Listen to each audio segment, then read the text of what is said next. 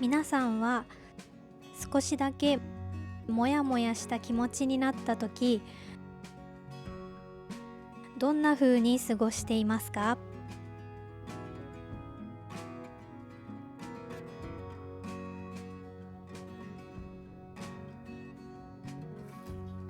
こんにちは、夏です。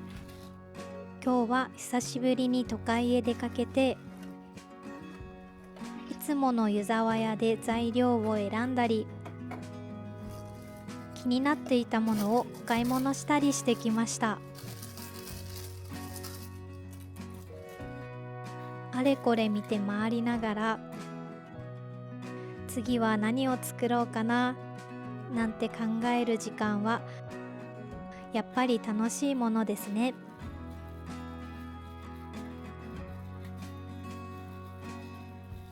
とあるお店に立ち寄ったんですが、ほんの少しだけ残念な気持ちになってしまいました。ときめくアイテムを見つけてワクワクした気持ちになっていたのですが、いざレジに行った時に挨拶や会話もなく、どこか気だるそうな雰囲気のままお会計が進んでいったんです。もちろんそこまで大きな出来事ではないんです。そんなことは日常の中によくあることですし、普段ならまあそんな日もあるよねと流せると思います。でもその日はなかなか来ることのない都会でのお買い物、ネットショッピングではなく、実際に手に取って選ぶ楽しさを味わっていたからこそ、少しだけ残念に感じてしまいました。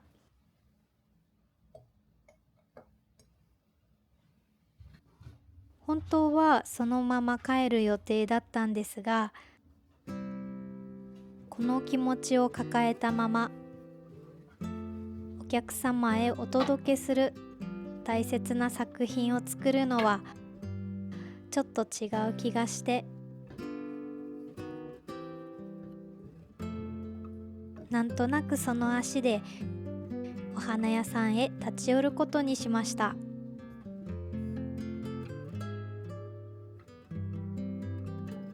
普段あまり見かけないお花の形に目を留めたり、いつかお迎えしてみたい枝物を眺めてみたり、そんな時間を過ごしているうちに、お花屋さんのお姉さんが気さくに話しかけてくださいました。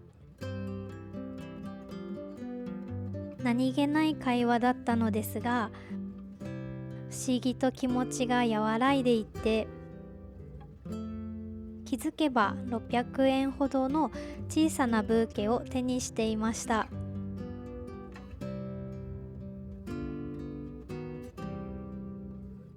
お花を買うのも久しぶりだったので、帰りの電車の中でも何度も眺めていました。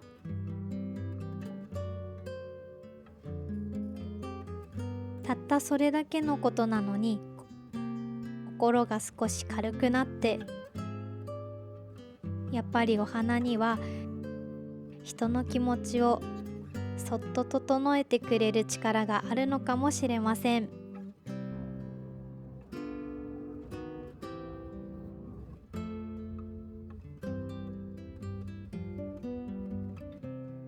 そしてお花の力もそうですが、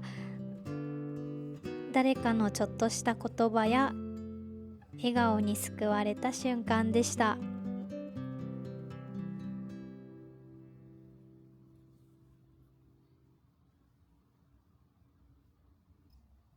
私が作るこの楽器たちも、少し残念な気持ちになった日や、なんとなく心が晴れない時にそっと気持ちを和らげてくれるような存在に慣れていたら嬉しいなと思いました。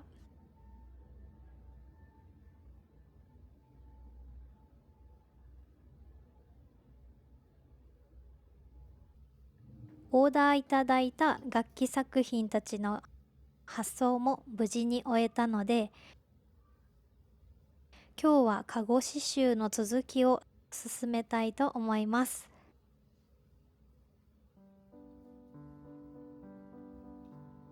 今回は2種類のカゴを作る予定です。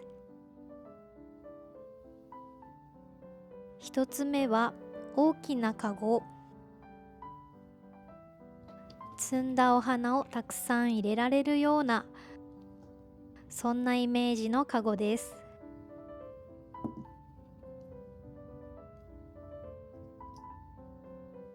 北欧カゴと検索すると本当にたくさんの素敵なカゴが出てきます。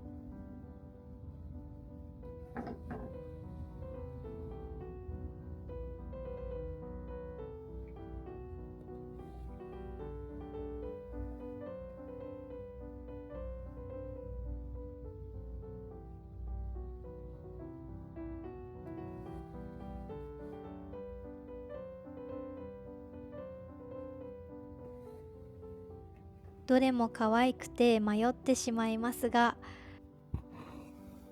もしお庭のある家に住んでいたら、こんなカゴにお花を入れたいな、そんなことを想像しながらデザインを考えてみました。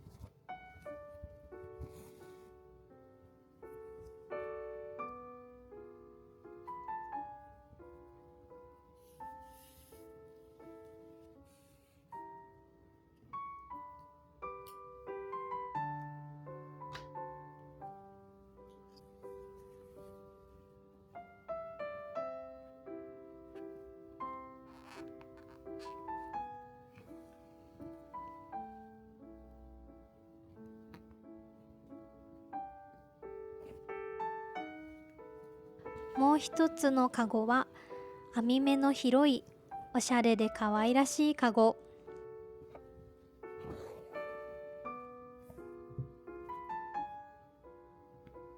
いつものカゴは刺繍糸を6本取りで刺していますが、こちらは下の部分を2本取り、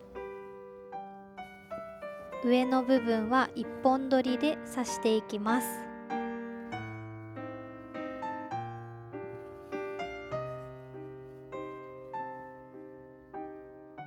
糸の本数を変えることで軽やかな雰囲気のカゴになりそうです。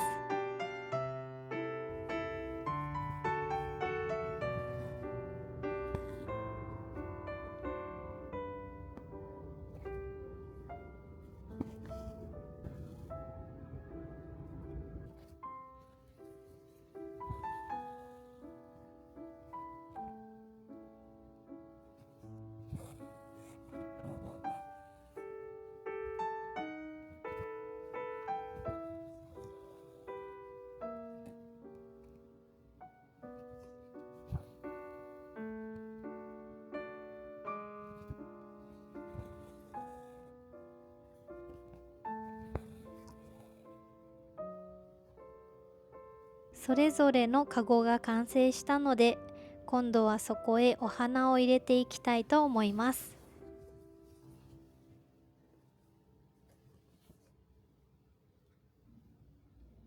何色のお花にしようかな。そんな色選びの時間が一番ワクワクして楽しみな時間。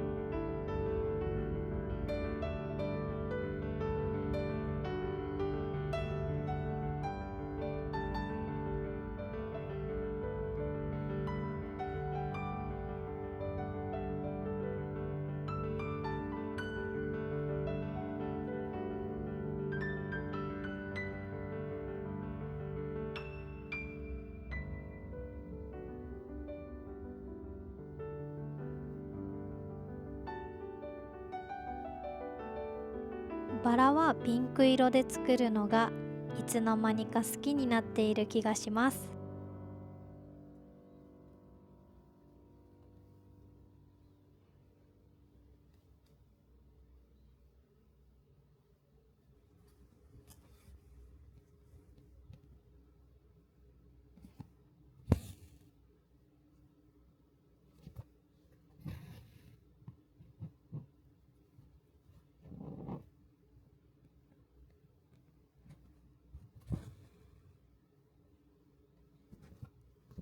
ユーカリの葉っぱや今回買ってきた葉っぱをイメージして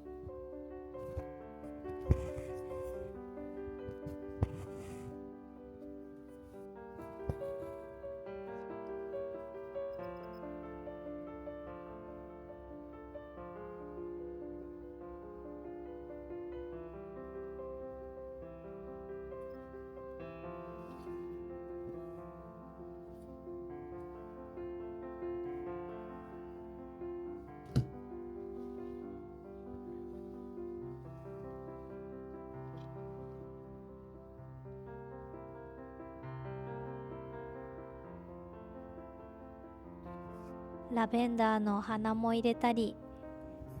ガーデンを詰め込んだようなカゴになりました。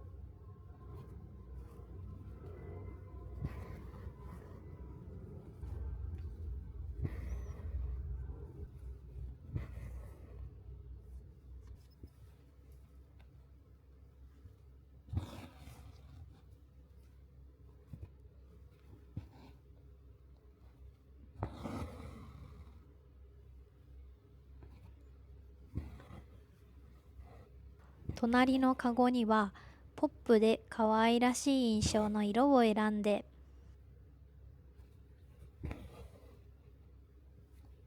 チューリップの花を刺繍してみました。長期間にわたって少しずつ進めていたカゴ刺繍たち。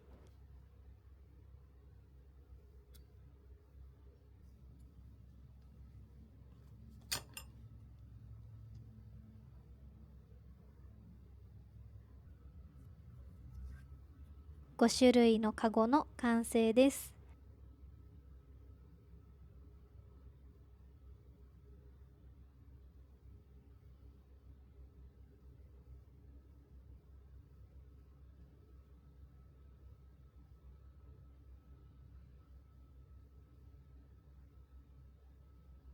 このチャンネルでは日々の作品作りの風景や気ままに刺繍を楽しむ時間、そして時々人生について考えたことなどをお届けしています。動画を楽しんでいただけましたら、高評価ボタンやコメントで応援していただけると嬉しいです。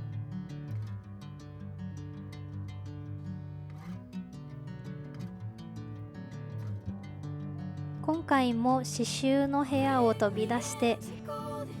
気になっていたケーキ屋さんへ行ってきました。店内は撮影できないため、たくさん並んだケーキやお菓子たちを紹介することはできませんが、その中から気になった2つを選んできました。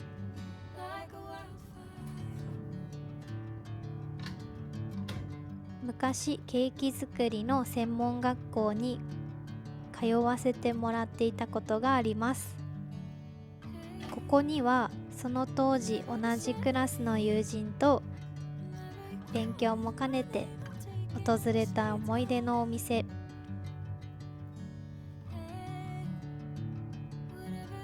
振り返ってみると、おそらく17年ぶりくらいになります。佐賀のケーキ屋さんを検索すると、よく名前が挙がる人気のお店です。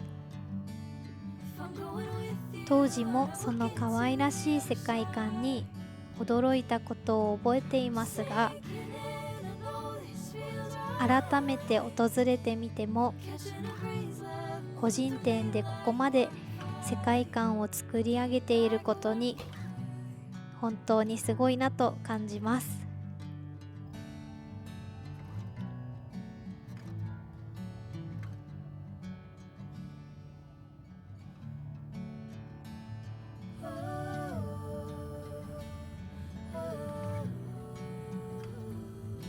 敷地内には小さな小屋がいくつか並んでいて、お食事ができるスペースも今はあるそうです。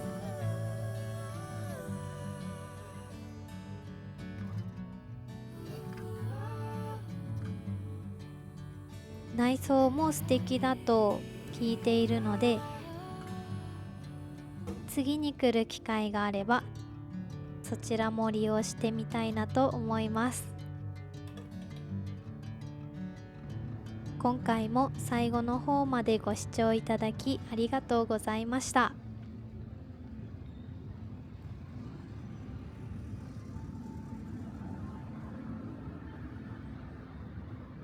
それでは最後のじゃんけんです。